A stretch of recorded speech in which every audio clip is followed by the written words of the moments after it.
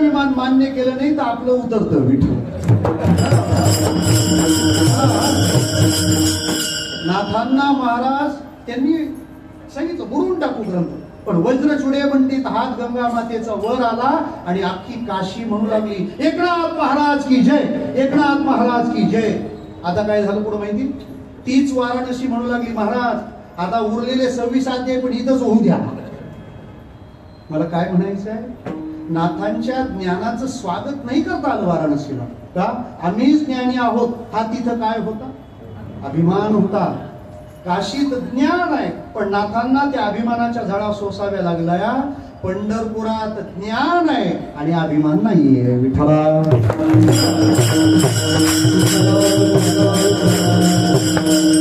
पंढरपुरात जेव्हा ज्ञानोबाराय आणि नामदेवराय एकमेकाला भेटतात तेव्हा त्या भेटीचं चिन्ह पहा ना. ज्ञानोबाराय म्हणजे काय हो? ज्ञानोबाराय म्हणजे ज्ञान नाही नाही नाही नाही, ज्ञान जे काही आहे ते सगळं ज्ञानोबारायच. ऐकेगा ज्ञान चक्रवर्ती तू तव ज्ञानाचीच मूर्ती, परी पुससी जे आरती ते कळली मज. ज्ञानोबाराय जर मूर्तिमंत ज्ञान आहेत तर नामदेवरायांची भेट झाल्यावर पहिला नमस्कार नामदेवराय माऊलीला करत नाही, ज्ञानोबाराय नामदेवरायांना करतात. पंढरीसी नाही कोणा भीमा,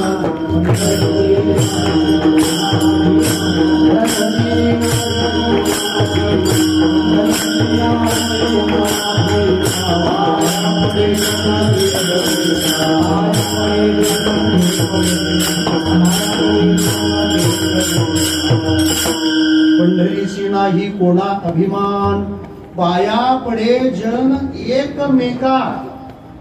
पण महाराज अशा पंढरपुरात तुम्ही म्हणता असं दुसरं स्थळच नाही. मी त्या 3 स्थळांचा उल्लेख करून पुढे जातो. काशीमध्ये ज्ञान आहे पण पंढरपुरात असलेली लीनता नाही. गयेला गेल्यावर उद्धार आहे पण पंढरपुरात जो भाव जागृत होतो तो नाही. द्वारकेला गेल्यावर कृष्ण आहे पण पंढरपुरात होतो तो काला नाही विठ्ठला.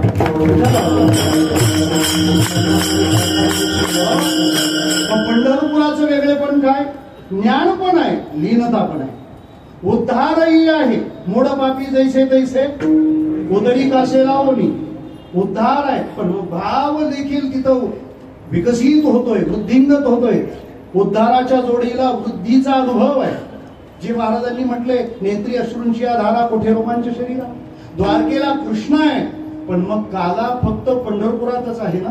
म्हणून महाराज पंढरपूर या स्थळाचं अलौकिकत्व जगाला सांगून त्या जगाला पंढरपुराच्या प्रेमात पाडू पाहतात.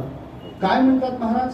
उठा उठी अभिमान जायसे स्थळ कोण आहे का? असं कोणतं ठिकाण की अभिमान जाईल?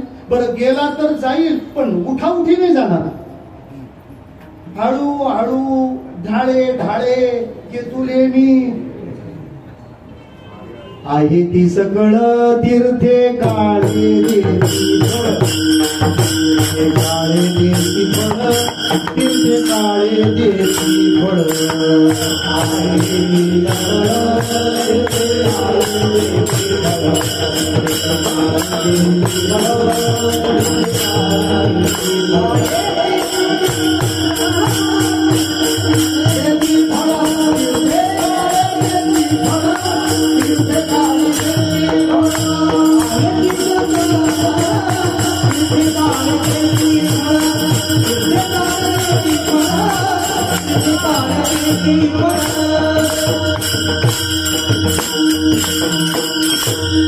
संतांची भाषा फार विचारपूर्वक असते.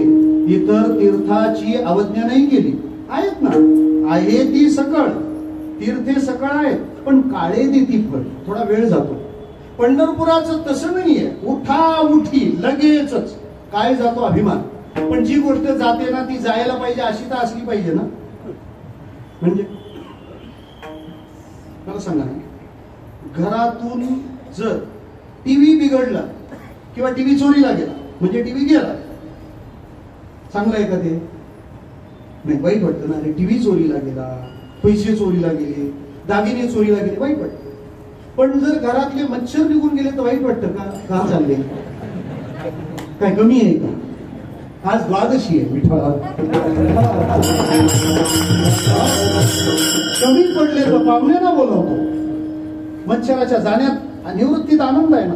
तसं अभिमान जाणं हे जर पंढरपुराचं फळ असेल तर अभिमान जाणं ही आपली गरज असली पाहिजे. काय गरज आहे? अभिमान का केला पाहिजे? मुळात अभिमान म्हणजे तरी काय सांगतो. स्वस्मिन एव उत्कृष्टता बुद्धी स अभिमान.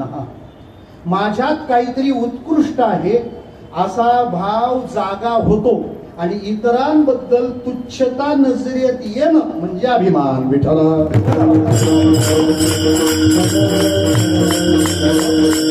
मी कुणीतरी मोठा आहे, मी कुणीतरी श्रेष्ठ आहे, हा विचार ज्याच्या मनात आला की समजायचं याला काय झालेला आहे? अभिमान. अनेक प्रकारचा अभिमान असतो. गुणाचा अभिमान, रूपाचा अभिमान, वर्णाचा अभिमान, श्रीमंतीचा अभिमान, रोगाचा अभिमान. हा डायबिटीस आहे मग काय परत म्हणते. त्याच्यात एक नवीन फॉर्म्युला आलाय. आपल्याला कोणताच अभिमान नाही. किती अभिमानाने सांगितलं त्याने, कोणताच अभिमान नाही. आणि महाराज हे फार अवघड प्रकरण आहे. विकार अज्ञानी माणसाला गुंतवतात. माहिती होतं ना आपल्याला. विकार अज्ञानाला गुंतवतात. किंबहुना विकाराने ज्याला गुंतवलं त्याला काय म्हणतात? अज्ञानी. पण याने असा पास काढलाय ना त्याला कोणीच अडवू शकत नाही. नवल अहंकाराची गोठी विशेषण लगे अज्ञाना पाठी. सज्ञानाचे झोंबे कंठी नाना संकटी नाचणी. तो नाचवतो आणि तो अज्ञानाच्या मागच लागत नाही. तो बरोबर ज्ञानालाच पकडतो.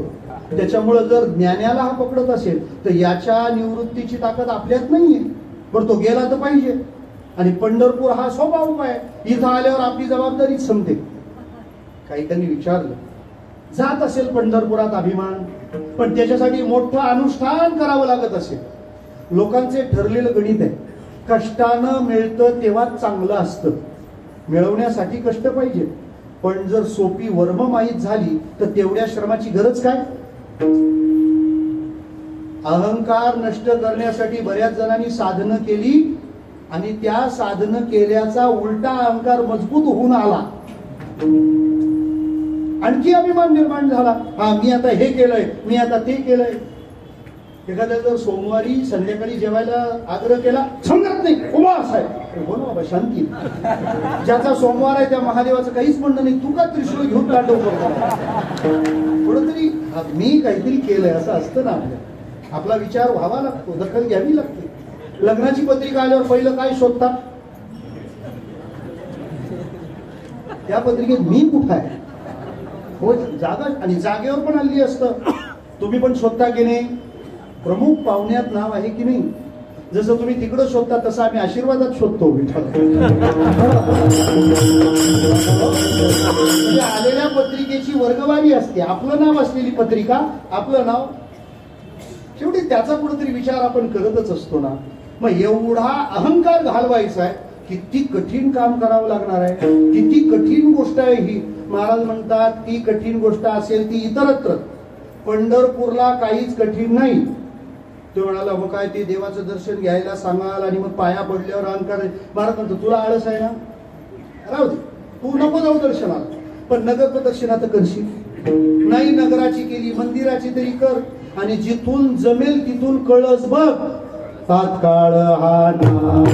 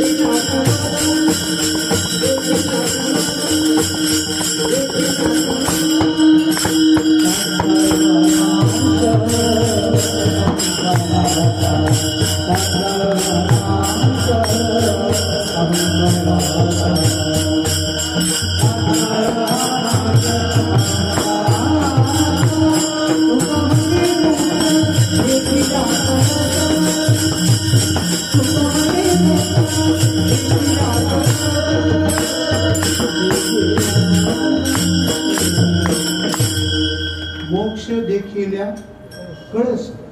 बऱ्याच जणांना असं वाटतं हे प्रमाण म्हणजे बारीला उभा राहायचा आळस का हा आळसाचा कळस. तुका म्हणे मोक्ष देखील कळस. काय मिळतं याने? अहंकाराचा नाश. किती दिवसांनी? बोला. तात्काळ. इथं अंडरलाईन असलं पाहिजे. उठा उठी तात्काळ. काय बघितल्यावर नाश होतो अहंकाराचा? शब्द तुकोबारायांचे फार मोजून मापून आहे. तुकोनी घेतली होती जैसे. अहंकाराचा नाश तात्काळ झाला. पण काय बघितलं तेव्हा? कळस बघितला. कळस म्हणजे नुसता मंदिराचा कळस नाही. पंढरपूरचं ऐश्वर जे कळसापर्यंत गेलंय ना, तो कळस पाहिल्यावर मग आपल्या लक्षात येतं आपली घागर झाकलेलीच बरी. त्याचं कारण सांगतो तुम्हाला. आपल्याला असलेल्या अहंकाराचा नाश केव्हा होतो माहिती? आपल्या जवळ जे आहे, ज्याचा आपल्याला अहंकार आहे, त्याच्यापेक्षा कैक पटीने मोठं पाहिलं ना, ते म्हणतात आपलं झाकलेलं बरं. विठ्ठला. तुकोबारायांनी तो मोकळा शब्द वापरलाय. उठा उठी अभिमान. कशाचा? सांगितलंच नाही. केवढा अभिमान असेल पंढरपूरचा. म्हणजे तुम्ही अभिमान कुठला पण आणा, तो घालवण्याची ताकद आमच्या पंढरपुरात आहे. मग कसला अभिमान आणला जाईल? कसला अभिमान? साधारण प्रापंचिक स्तरावर जगणारे पण माणसं. पहिला अभिमान असतो रूपाचा, दुसरा अभिमान असतो धनाचा, आणि झाला तर तिसरा असतो ज्ञानाचा. पण त्या ज्ञानाच्या अभिमानाचा असा आहे, ज्ञान असल्यावरच तो असतो असंही नाही. विठ्ठला.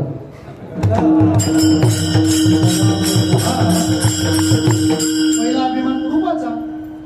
मी व्यवस्थित असलो पाहिजे, मी छान, माझ्यासारखं दिसायला कोणीच.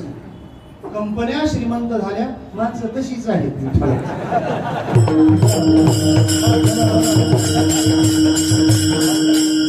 आपल्याला कंपनीची कंपन जाणवत नाही का? रूपाचा अभिमान. मी फार सुंदर आहे, मी फार आहे. देव पण आहे ना, थोडा खेळवूनच आऊट करतो आपल्याला. म्हणजे थोडं तारुण्याकडे नेतो, जरा मस्त गुबगुबीत गुबगुबीत करतो, आणि 50 नंतर असा आले खाली उतरवतो.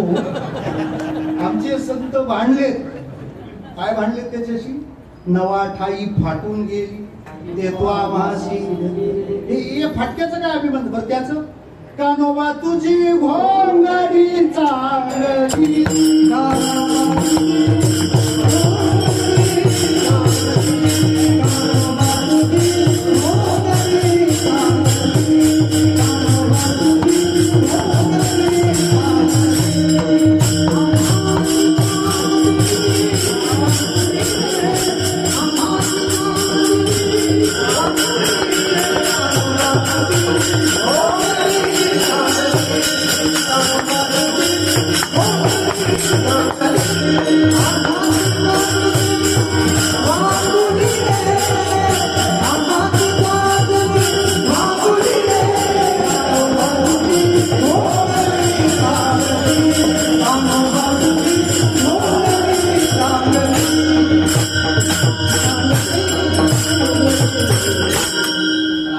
असे असल्यावर तर बघायलाच नको. कानोबा तुझी भोंगडी चांगली, आणि आमाशी दिली ती वांगुली. त्यामुळं वांगली घेऊन चांगलीवाल्याशी कुठं कॉम्पिटिशन करतात? नाशवंत देह. त्यामुळे रूपाचा अभिमान टिकला नाही हो. सांगतो आपल्याला, जगात कोणी रूपवान दिसला तर लोकांना मदनाची आठवण होती. मदनाचा मुद्रा. पण कृष्णाला पाहिल्यावर तो मदन कृष्णाच्या प्रेमात पडला, आणि तो रासलीलेच्या वेळेला देवाला म्हणू लागला, देवा तुझ्यासारखं सुंदर बनव. सुंदर बनवण्याचे दोनच मार्ग आहेत. एक प्रत्येक गल्लोगल्ली आहे, आणि दुसरा मार्ग एकच, जो शिवरायांना कल्याणच्या सुभेदाराच्या सुनेसमोर वाटला. अशीच आमची आई असती सुंदर रूपवती, आम्ही सुंदर झालो असतो वदले छत्रपती. दुसरा उपाय काय? सुंदर माणसाच्या पोटी जन्माला येणे. ज्याच्या पोटी जन्माला आलो तो सुंदर असणार काय प्रश्न आहे का? जर आपला जन्मच अशाच्या पोटी झाला, अव्यक्त निराकार नाही काय? मदन सगळ्यात सुंदर आहे आणि तो म्हणतो मला आणखी सुंदर व्हायचं आहे. भगवंता मला तुझ्या पोटी जन्माला यायचंय. भगवान म्हणतात ही फाईल वेटिंगला राहील. चांगली गाडी असेल थोडं थांबायला काय हरकत आहे. आणि तो मदन कृष्ण रुक्मिणीच्या पोटी प्रद्युम्न रूपाने जन्माला आला. रूपाचा अभिमान उठाउठी जाय. धनाचा अभिमान, कसला धनाचा अभिमान धरून बसता आपण. ज्ञानोबा वर्णन करता, मग सर्वस्वे करोनी सेवा, अभिमान सांडुनी पांडवा, जे पाय धुवाव्याच्या दैवा पात्र झाली. हे असो लक्ष्मी स्थिरावली मुकुंदी जैसी. आपण धनाचा अभिमान धरू. धन ज्याला पाहून स्वतःचा अभिमान सोडतं, तिथं आपण काय धनाचा अभिमान करणार. तिसरा विचार आहे ज्ञानाचा अभिमान. त्याच्या पुढ्यात काय करायचं? ज्याचा स्तवनातून परिचय आम्हाला घडवून दिलाय, कृष्णम वंदे. तो जगद्गुरु म्हणजे असा तसा जगद्गुरु नाही, जगत जगत झालेला गुरु आहे विठ्ठला.